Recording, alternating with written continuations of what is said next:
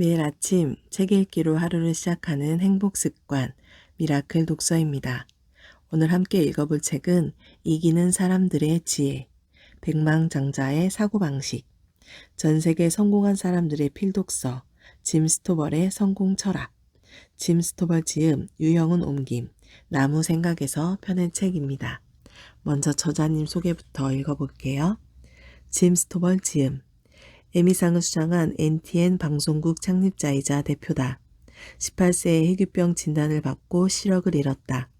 그러나 시각장애에도 불구하고 특유의 긍정적 사고로 전 국가대표 역도 선수로 활동했으며 30여 권의 책을 집필한 작가이자 칼럼니스트로 투자 중개인, 기업가로 살며 성공을 음미했다.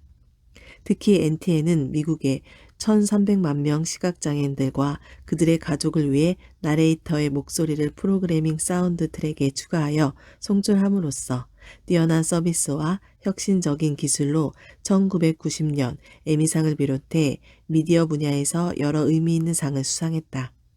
나폴레온 힐이 주목한 그의 칼럼들도 세계 여러 나라의 언어로 번역되어 소개되었고 출간 당시 뉴욕타임스가 선정한 베스트셀러, 최고의 유산 상송받기는 할리우드 영화 최고의 유산으로도 제작되어 큰 주목을 받았다.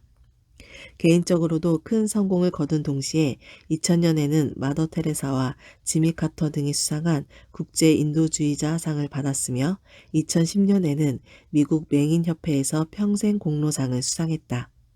저서로는 백만장자 지도, 유산의 선물, 최고의 생산성, 시대의 지혜, 오늘이 바로 그날, 최고의 성취에 대한 비밀, 눈이 멀지 않아도 알 수 있다 등이 있다.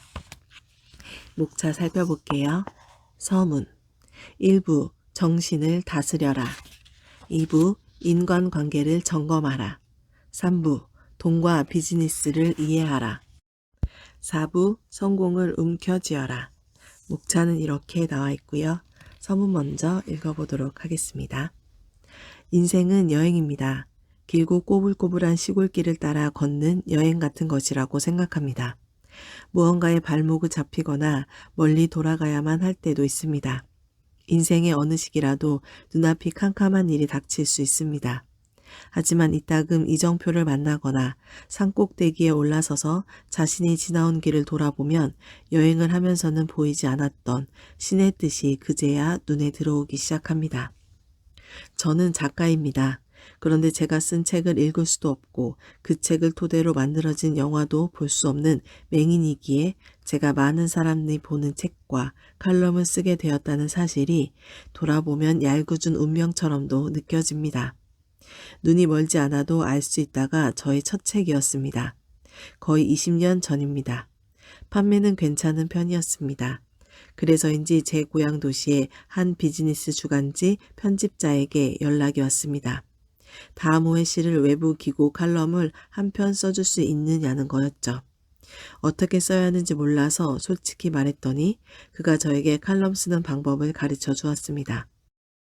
비즈니스인이거나 성공을 위해 분투하는 독자들에게 흥미가 있을 법한 내용을 무엇이든 생각대로 쓰면 된다고요.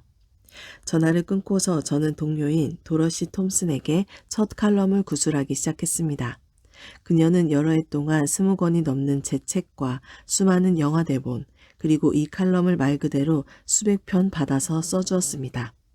그 첫날에 저는 그 머리에서 입으로 흘러나오는 생각을 주워 담기에 급급했습니다. 편집자에게 팩스를 넣고 나서 10분 정도 시간이 흐른 뒤 전화벨이 울렸습니다. 주간지 담당 편집자였습니다. 그가 묻더군요. 혹시 어디서 베낀 거냐고요. 아니면 미리 써둔 것이거나. 아까 통화하고 나서 쓴 것이라고 안심시켰습니다. 그렇다면 이제부터 매주 쓰라고 말하면서 그가 전화를 끊더군요. 이렇게 지역 경제지의 외부 기고가로 참여해서 시작한 이기는 사람들의 지혜 칼럼은 세월이 흐르며 전 세계 수백 개 신문과 잡지, 온라인 매체를 통해 수백만 명의 독자가 읽는 콘텐츠로 성장했습니다. 나폴레온 힐 재단을 운영하는 돈 그린이 제 칼럼을 책으로 내자고 연락해 왔을 때 저는 그런 멋진 기회가 온 것에 적잖이 흥분하였습니다. 더 나은 삶을 지향하며 책을 쓰고 강연을 하고 영화를 만들고 하물며 주간 칼럼을 연재하는 저 같은 사람은 모두 나폴레온 힐이라는 거인의 어깨 위에 서 있는 셈입니다. 지난 수십 년간 자기계발이나 성공학 분야의 책을 쓴 작가라면 모두가 나폴레온 힐의 유산을 누렸다고 해도 과언이 아닙니다. 나폴레온 힐이 성공학이라는 새로운 분야를 만들어 길을 개척하고 나의 꿈, 나의 인생 같은 걸작을 써낸 덕을 직간접적으로 봤을 테니까요. 제가 좋아하는 작가인 루이스 라무르는 말했습니다. 사람에 대한 평가는 그가 살아온 시간과 장소라는 배경을 빼버리면 의미가 없다라고요. 이러한 관점에서 보면 나폴레온 힐의 업적은 그야말로 독보적이라 하겠습니다. 내면이 황금 들판 같은 돈 그림과 솜씨 좋은 출판 전문가 데이브 월다신이 제 칼럼을 선별해서 4개 챕터로 엮었습니다. 두 분의 재능과 시간과 노력에 대해 어떤 감사를 드려야 할지 모르겠습니다. 이 책의 칼럼들이 전 세계 여러 매체에 실렸던 것 그대로라는 말도 해야겠군요. 그중 몇 편은 이 글을 쓰는 시점에서 10년도 더 된 글입니다. 하지만 거기에 담긴 지혜는 여전히 유효하며 흥미로운 맥락을 찾을 수 있을 거라고 말하고 싶습니다. 이 책의 기획 과정에서 항상 독자 여러분을 염두에 두었습니다. 지혜는 경험에서 나오며 경험을 얻으려면 십중팔구 아프고 비싼 대가를 치러야 합니다. 하지만 이미 고통과 비용을 지불한 다른 사람의 경험을 통해서 배우는 사람이 있다면 그 사람은 현명한 것입니다. 저는 여러분이 이 책을 앞표지부터 뒷표지까지 완독하면 좋겠습니다. 또 여러분이 인생을 여행하며 어떤 구체적인 지혜가 필요할 때마다 부분 찾아볼 수 있는 참고 자료로 이 책을 잘 활용하면 좋겠습니다. 저는 여러분과의 이번 만남이 일회성으로 끝나지 않기를 바랍니다. 앞으로 몇 달, 몇 년 뒤든 일과 개인적 삶에서 성공을 향해 나아가는 와중에 제가 이 책에 숨어서 여러분의 동반자가 되기를 희망합니다. 자신의 잠재력과 더 나아가 성공에 있어서 이 책이 주는 것 이상의 격려나 확인이 필요하다면 언제라도 저에게 연락을 주세요. 여러분의 시간과 돈을 이 책에 투자한 것에 감사드립니다. 그 투자에 대한 커다란 보상이 앞으로의 삶에서 있기를 염원합니다. 짐 스토벌. 1부 정신을 다스려라. 우리 모두의 내면에 있는 지혜와 인내, 강인함은 평소에는 좀처럼 드러나지 않다가 고난을 헤쳐나가는 과정에서 드러납니다. 짐 스토벌. 여러분은 자신의 모든 스펙을 합친 총합보다 훨씬 더 큰 존재입니다. 통장 잔고가 우리가 가진 자산의 전부가 아닙니다. 미처 깨닫지 못한 가치도 많습니다. 재능과 재주가 뛰어나고 인맥이 좋다고 해서 항상 성공하고 이기는 것은 아닙니다. 객관적인 스펙만 보면 결코 성공할 것 같지 않은 사람이 정상에 오르는 경우도 적지 않습니다. 우리는 이처럼 보이지 않는 것들이 더 있어서 마음과 육체와 정신의 완결체로 거듭납니다. 모든 성공은 정신에서 시작합니다. 성공의 깃발 지키기. 우리들 한 사람 한 사람은 무한한 잠재력과 무한한 선택권을 지니고 태어납니다. 아기 때는 전 우주가 나를 중심으로 돈다고 믿습니다. 그리고 내 삶에 영향을 주거나 관계된 것만이 중요하다고 여깁니다. 이렇게 쓰인 깃발을 손에 들고 태어난 셈이죠. 난 사랑받아 마땅해. 능력도 있어. 마음만 먹으면 무엇이든 다 할 수 있다고. 그런데 성장을 하면서 남들이 내 깃발에 멋대로 글씨를 쓰도록 놔두는 우를 범합니다. 그들은 내 깃발에 이런 말을 씁니다. 재수없어. 멍청하긴. 넌 평생 그렇게 살 거다. 넌 할 수 없어. 학교를 졸업하고 사회생활을 시작할 때쯤이면 깃발은 온통 이런 낙서로 덧칠이 되어서 원래 쓰여있던 메시지는 거의 보이지도 않습니다. 수긍되지도 않을 이런 말을 다른 사람이 내 깃발에 쓰거나 내 머리에 우겨 넣을 수는 없습니다. 하지만 우리는 부족한 인간이기에 비판은 죄다 마음에 담고 칭찬은 죄다 흘려보내는 일이 다반사죠. 나를 정말로 잘 아는 주변 사람이 넌 특별하고 소중하다고 말해주면 겸손히 미덕이라 운이 좋았다거나 과찬의 말씀이라며 딱히 마음에 담지 않습니다. 하지만 그 반대는 어떨까요? 나에 대해서 정작 잘 모르는 사람이 생각 없이 무례한 말을 하면 그들이 내뿜은 독을 내가 응당 받아야 할 사약인 양 꿀꺽 삼킵니다. 여러분은 사랑받아 마땅하고 능력도 있고 마음만 먹으면 못할 일이 없다는 사실을 잘 기억해 두세요. 이런 말이 아닌 다른 말을 타인이 함부로 내 깃발에 낙서하게 놔두지 마세요. 필요하다면 커다란 머릿속 지우개를 마련해서 원래의 문구가 다시 잘 보이게 낙서를 지어야 합니다. 불가능 없는 성공의 왕국. 이 글을 읽는 사람들을 대상으로 당신은 노래를 잘 부르거나 춤을 잘 춥니까? 라고 묻는 선문을 한다면 결과가 어떨 것 같나요? 압도적인 다수가 자기는 노래나 춤에 재능이 없다고 답할 것입니다. 해보나 마나입니다. 하지만 4살짜리 아이들을 상대로 같은 질문을 한다면요. 나는 노래를 잘 불러요. 나는 춤도 잘 춰요. 라는 자신감 넘치고 확신에 찬 대답이 쏟아질 것입니다. 그렇게 대답한 4살짜리들 중 진짜 재능이 있는 아이는 드물 것입니다. 하지만 이 아이들은 스스로의 잠재성에 대한 놀라운 자신감을 가지고 있죠. 우리 모두가 원래는 이러한 자신감, 아니 성공에 대한 확신을 가지고 태어났습니다. 하지만 자라면서 소위 현실감에 취하는 바람에 이런 확신이 사라져 버렸습니다. 취약 연령이 되면 나를 둘러싼 세상에 대한 교육을 받는데 그럼으로써 현실을 보는 눈은 생기지만 마음의 눈은 흐려집니다. 하지만 어떤 동상이나 기념비의 주인공이 된 사람들 중에 현실적이어서 그렇게 된 사람이 있던가요? 그들은 어린아이 같은 믿음을 바탕으로 꿈을 꾸고 그 꿈을 이뤄낸 몽상가이자 성취자들이었습니다. 그들은 어쩌면 현실성에 대한 세상의 울부짖음을 무시하는데 특출한 재능을 지니고 있었는지도 모릅니다. 하루 나를 잡아서 모든 일을 현실성 측면이 아니라 가능성의 관점에서 생각해 보기 바랍니다. 그것에 숙달된다면 우리는 나이를 거슬러 올라가 4살짜리 아이의 불가능 없는 성공의 왕국에서 살 수 있을 겁니다. 우리에겐 선택할 권리가 있다. 요즘은 온갖 권리에 대한 말이 넘쳐납니다. 시민권, 평등권, 여성의 권리, 소수자 권리 등등 모두가 소중한 가치죠. 하지만 그 근본에서 여러분과 제가 가진 이 세상 단 하나의 권리가 있습니다. 바로 선택권입니다. 우리에게 벌어지는 일은 선택할 수 없을 때가 많습니다. 하지만 거기에 어떻게 대응할 것인지는 항상 선택할 수 있습니다. 여러분이 지금 이런저런 사람인 까닭은 여러분이 한 이런저런 선택들 때문입니다. 바꿔 말하면 살면서 해온 모든 선택들이 엉겨서 이 시간 이곳에 앉아 이 글을 읽는 여러분을 만든 것입니다. 저는 세계를 다니며 매년 많은 사람들 앞에서 강연을 합니다. 연단에 올라서 앞에 있는 사람들에게 여러분이 지금 개인적으로, 직업적으로 처한 이러저러한 상황은 엄밀히 말씀드리면 다 여러분의 선택이었습니다. 라는 식으로 말을 하면 대체로 듣기 싫어합니다. 자신의 형편에 대해서 남 탓을 하려는 심리나 사회적 분위기가 있기 때문입니다. 여러분의 선택으로 지금 여러분이 된 것입니다. 라는 말에 그들은 이렇게 반박합니다.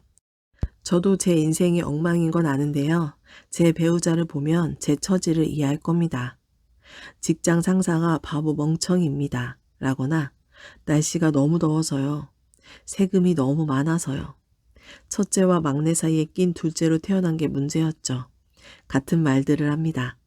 현실과 타협하며 인생을 살아가려는 핑계입니다. 과거에 했던 선택들 때문에 지금의 내가 있다는 진실을 인정해야 합니다. 그래야만 앞으로 올바른 선택을 했을 때 단지 그것만으로도 원하는 일은 무엇이든 할 수 있다는 확신을 가지고 남은 인생을 살 수 있기 때문입니다. 앞을 보세요. 진짜 소비자가 되라. 여러분은 제가 무슨 일을 하는지 알고 있을 겁니다. 매주 칼럼을 기고하고 책을 쓰고 강연을 다니고 영화를 만드는 일 말고도 저는 NTNN 방송국을 운영하고 있습니다. 여기서 질문이 있습니다. 미디어와 기업은 당신을 어떻게 생각할까요? 네, 그렇습니다. 숨만 쉬어도 고맙고 소중한 소비자로 봅니다. 미디어와 기업의 입장에서 소비자의 존재 가치는 단 하나입니다. 상품과 서비스를 사주는 사람, 그것이 전부입니다. 그들의 입장에서 중요한 것은 구매가 얼마나 많이 또 얼마나 자주 일어나느냐 하는 것뿐입니다. 구매자가 과연 자신에게 적합한 상품과 서비스를 구입하고 있는지 아닌지는 알 바가 아닙니다. 방송업계의 이야기를 해보죠. 방송 프로그램이란 뭘까요? 그저 다음 광고가 나올 때까지 시청자를 텔레비전 앞에 묶어두려고 설계한 수단에 지나지 않습니다. 신문도 광고로 가득하죠. 우편함도 전단지나 선전물로 터질 지경입니다. 물론 열심히 일해서 갖고 싶은 물건을 사고 좋은 서비스를 받는 것 자체가 잘못된 일은 아닙니다. 그럼으로써 경제가 돌아가니까요. 중요한 건 여러분이 정말로 원하는 것과 기업과 미디어가 주입하는 것을 혼돈하지 말아야 한다는 것입니다. 저 차를 사서 몰고 다닐 수 있다면, 저 브랜드의 옷을 입을 수만 있다면 내 삶이 완성될 것이라는 메시지가 거의 세뇌 수준으로 주입되고 있으니까요. 지금 행복하지 않다면 어떤 상품을 사더라도 행복이 사은품처럼 딸려오지는 않을 겁니다. 물건을 사는 삶과 인생을 사는 삶을 혼돈하지 마세요. 미디어는 상품이나 서비스를 사는 삶이 진짜 삶이라고 말합니다. 하지만 사기 전에 먼저 삶이 있고 여러분 자신이 있는 것입니다. 여러분이 되고 싶은 그런 사람이 되세요. 그러면 정말로 원하는 것들을 갖게 될 겁니다. 지금 행복하지 않다면 무엇을 사더라도 행복을 얻지 못할 겁니다. 내가 가진 것이 아니라 나라는 존재 자체에 먼저 초점을 맞추어 보길 바랍니다. 그러면 내 마음이 정말로 원하는 상품과 서비스가 뭔지 알게 되고 행복도 따라옵니다. 남들이 샀다고 하니까 나도 따라서 사고 싶은 건지 아니면 정말로 원해서 사고 싶은 건지 스스로에게 먼저 솔직하게 물어보면 어떨까요? 상자 안에 갇힌 생각. 이런 생각이 들 때가 있을 겁니다. 이 일은 왜 이렇게 할까? 생산적인 고민입니다. 뭐 거창한 과업이 아니라 직장이나 가정에서 반복하는 자잘한 일들일 수도 있습니다. 쭉 이렇게 해왔으니까 그냥 이렇게 한다거나 원래 그렇게 하는 거라서 그렇게 한다는 일이 생각보다 많다는 것을 알게 될 겁니다. 이런 경향을 일컬어 상자 안에 갇힌 생각이라고 합니다. 정해진 방식대로 정해진 일을 처리한다?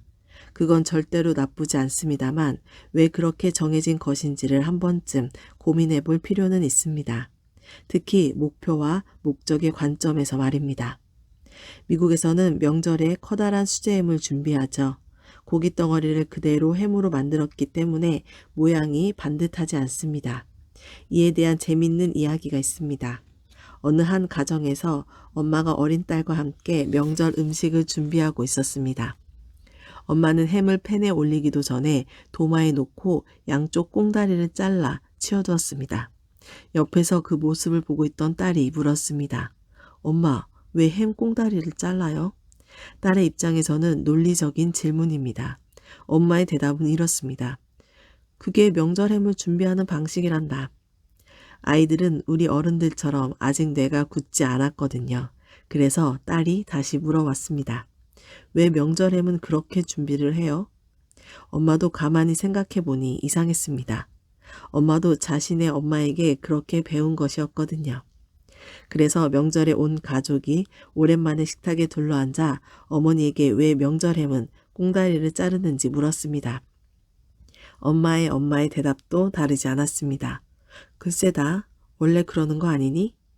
그런데 엄마의 엄마도 가만히 생각해 보니 이상한 겁니다. 그래서 요양원에 계시는 엄마에게 전화를 걸어 왜 명절햄을 준비할 때 항상 꽁다리를 잘랐는지 그리고 왜 자신에게도 그렇게 가르쳤는지 물었습니다. 왕할머니의 방식이 딸에게로 또 딸에게로 전해져 내려온 것이었으니까요. 내가 시댁에 있을 때는 말이다. 그때는 작은 팬 하나로 모든 요리를 다 해야 했어. 꽁다리를 자르지 않으면 햄이 팬에 안 들어가서 그렇게 한 거지. 미국에서는 잘 알려진 이야기입니다만 다시 곱씹어볼 가치가 있습니다. 매일매일 여러분 앞에는 할 일이 놓여 있습니다.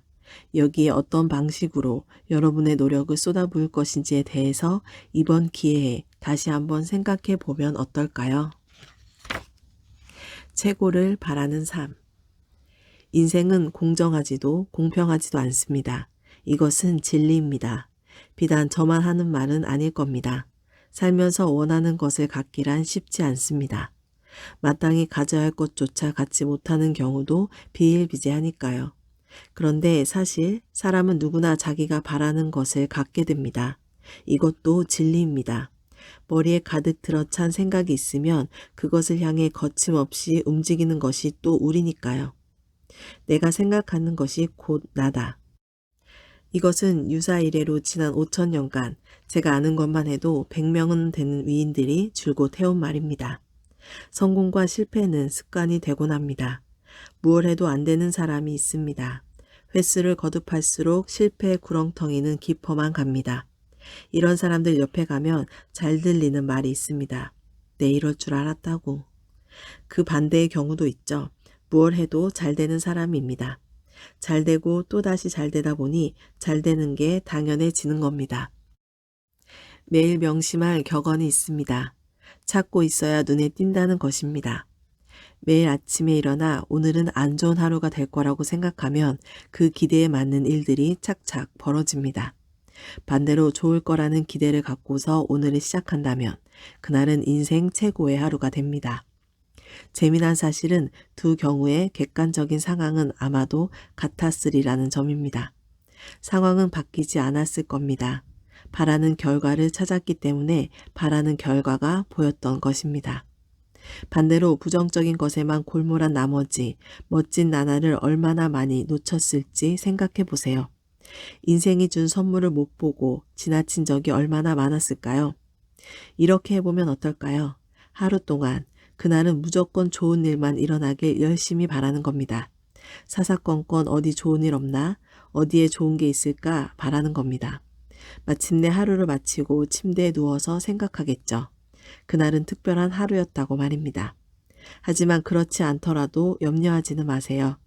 이러한 생각은 평생을 보장하는 보험 상품 같은 것이니까요. 앞으로 여러분이 힘들고 고단한 날을 보내게 될 때 습관처럼 어디 좋은 일이 없나 내심 기대하고 살피게 될 거라는 말입니다.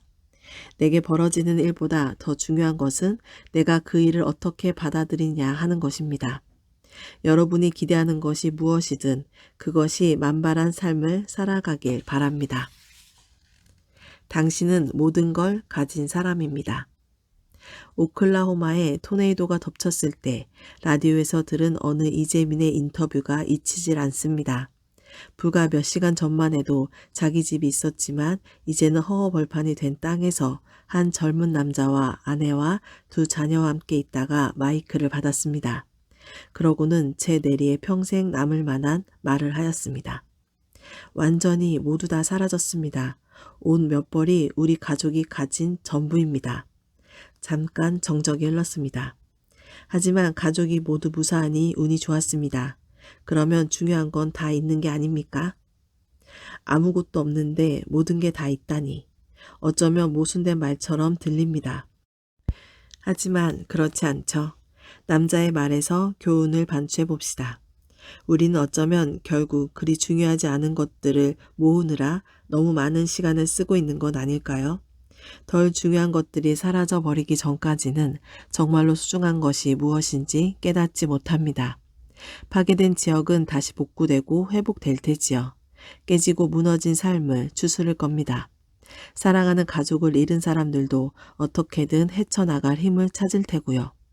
인간이란 존재는 가장 힘들고 고된 시간에 이르러 자신을 보게 됩니다. 토네이도가 휩쓸고 지나가자 자원봉사자들이 나타났습니다. 누군지도 모르는 그들은 여러 날 지치지도 않고 남을 위해 일했습니다. 음식과 물품을 실은 트럭이 전국에서 빠르게 모여들어 구호가 필요한 곳으로 향했습니다. 구급대원들, 정부와 민간기관들, 교회와 비영리 단체들도 모두 멋지게 헌신해 주었지요. 인생이 최악을 보여줄 때 우리는 최고를 보여준다. 이런 멋진 말이 어울리는 상황입니다.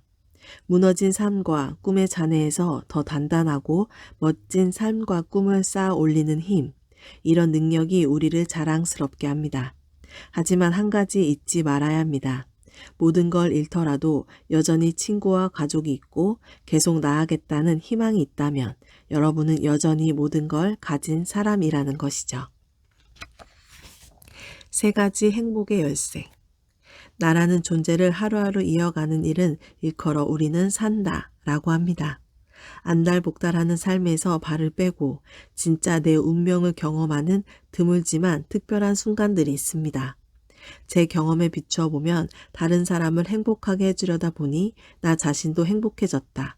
뭐 그런 삶이라고 감히 말하고 싶습니다. 사람들은 다들 사느라고 너무 바빠서 진정한 인생을 살지 못합니다. 그러나 행복이란 손에 쥔 고운 모래 같을 때가 많습니다. 만져지거나 규정되지 않고 손에 잘 잡히지도 않습니다.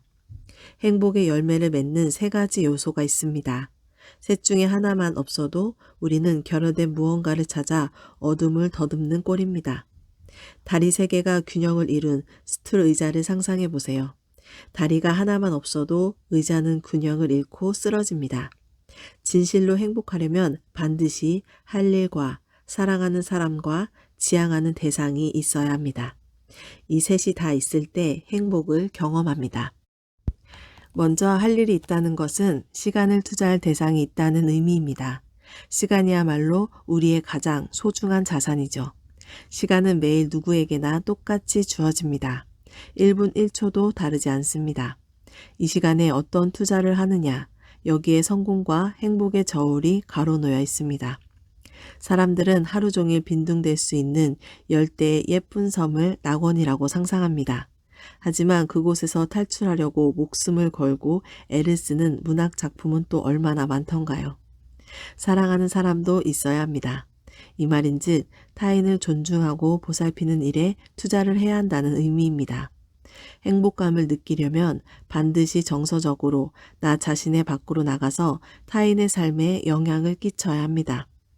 지향하는 대상이 있다는 말은 우리에게 아직 오지 않은 시간을 희망하고 거기에 힘을 쏟는 투자를 한다는 의미입니다. 지금 이곳만을 사는 사람은 진정으로 행복할 수 없습니다. 사람이란 내 눈앞에 무언가보다 더 많은 것을 바라고 사는 존재이니까요. 살면서 다시 조용한 절망이 찾아오거든 그때는 이렇게 하세요. 내 영혼을 가만히 살펴 이 세 가지 중에서 없는 게 무엇인지, 그것이 내가 할 일인지, 사랑할 사람인지, 바라는 것인지를 알아내야 합니다. 바로 거기에 행복의 열쇠가 있습니다. 실패나 성공이 당신은 아니다. 우리는 결과가 전부인 사회에서 살고 있습니다. 지난번에 이겼으니 이번에도 이겨야만 한다는 압박을 받습니다.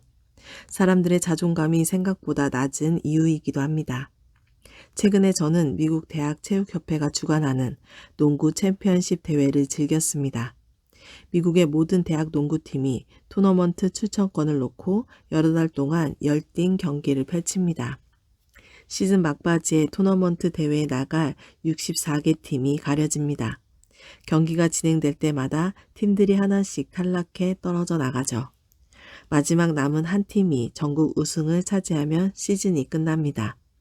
시즌 초반을 함께 시작한 수많은 팀들 가운데 시즌 말미에 토너먼트에 진출한 64개 팀 가운데서도 단 하나의 팀만이 유일한 승자가 됩니다.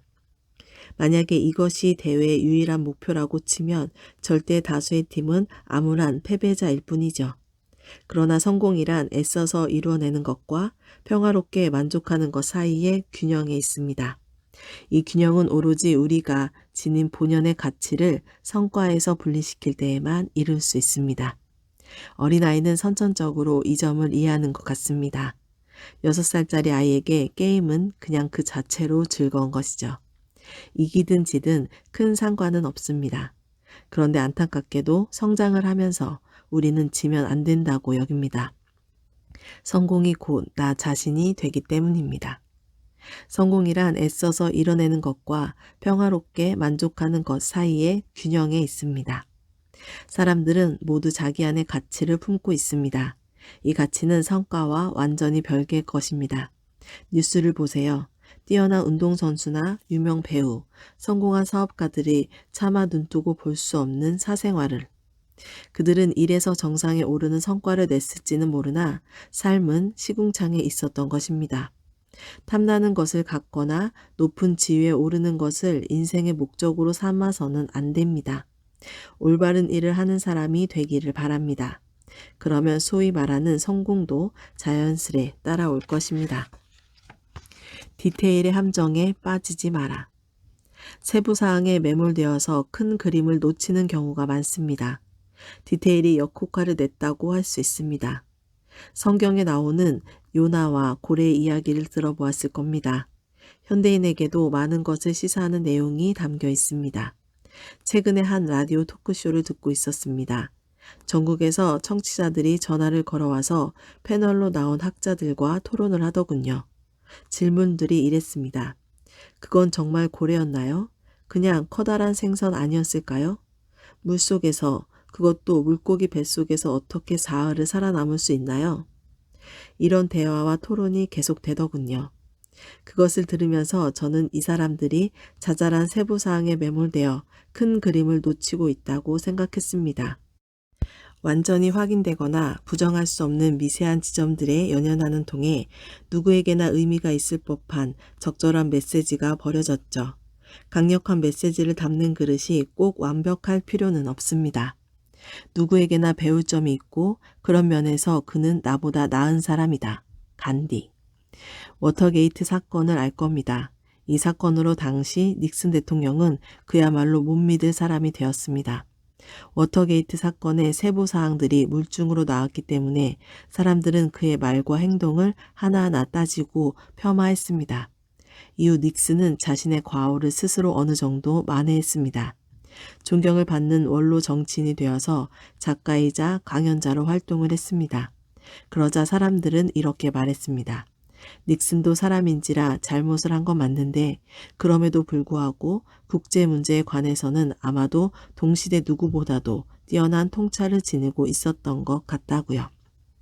워터게이트 사건이 벌어지고 나서 여러 해 동안 닉슨은 자신이 해야 할 말을 했지만 완전히 묵살되었습니다.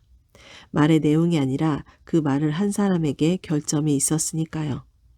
간디는 누구에게나 배울 점이 있고 그런 면에서 그는 나보다 나은 사람이다 라고 말했습니다. 정말로 그렇습니다. 비단 사람뿐 아니라 모든 경험과 상황, 책, 대화 등등이 모두 우리에게 무언가를 가르칠 수 있습니다. 어떤 가치 있는 것을 받아들이는 과정에서 모든 세부 사항이 완전히 확인되거나 완벽히 이해될 필요는 없습니다. 메시지를 전하는 사람은 아마도 별 볼 일 없거나 결함이 있을 겁니다. 그럼에도 불구하고 메시지는 유효할 수 있습니다. 따라서 우리는 항상 자신에게 이렇게 물어야 합니다. 이 상황에서 세부사항과 정황, 그리고 메시지가 담긴 그릇이나 그걸 전하는 사람 자체는 차치하고 여기서 내가 무엇을 배울 수 있느냐고요. 그리고 이것이 나에게 어떤 의미가 있겠느냐고요. 오늘날은 지식과 지혜를 가능한 한 다양한 경로를 통해서 구해야 합니다. 그 중에는 여러분이 완전히 이해하지 못하는 것도 사회가 정한 의미적 기준에 꼭 부합하지 않은 것도 있을 겁니다. 오늘 미라클 독서는 여기까지 읽도록 하겠습니다. 오늘도 감사합니다.